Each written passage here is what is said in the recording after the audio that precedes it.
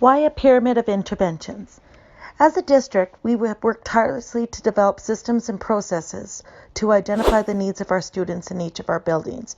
Our Response to Intervention model, or RTI, has helped us identify students who require universal, targeted, and specialized supports.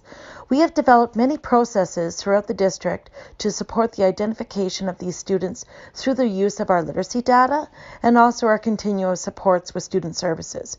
Where many of us struggle and are looking for extra support is what I would call the now what phase.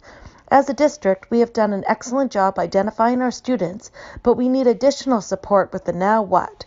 What interventions do we put in place? Who supports those interventions and for how long? The development of a pyramid of interventions within schools is structured to answer these questions. By establishing a responsive model in our schools, we are hoping to develop collective expertise and collective efficacy to better support the needs of our students. I come back to a fundamental statement that we introduced to our LST teachers and administrators when we started our journey on RTI from Matos and Weber, and that is that we know one thing for certain, that we are never going to get there doing what we have always done. Our traditional school systems were created at a time when a typical educator worked in a one-room schoolhouse and served as the only teacher for an entire town.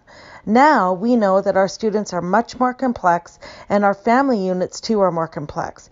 It takes a team supporting each other to meet the diverse needs of all of our students. The pyramid of interventions is four-tiered and focuses on what the adults in the building are doing to support our students. They increase in intensity as we move up the pyramid and also in support and provide a clear roadmap for teachers to design and support a variety of interventions to a diverse group of students. We currently have 3 pilot schools that are creating and using pyramids of intervention to better support the complex needs of their students in their building. Bowdoin, Grandview, Jesse Duncan, and Olds Elementary are our 3 pilot schools for this year. These schools have both an academic pyramid of intervention and a social-emotional pyramid of intervention. One key characteristic that I think is important to keep in mind is that these pyramids are context-driven, which means they are created alongside teachers and schools to support the expertise and individual and personalized skills of their staff. This means that the pyramid of interventions in Bowdoin Grandview will look very different than that at Jesse Duncan or OES because classroom and school supports are different depending on the school context. I also think we should remember that a pyramid of interventions is fluid.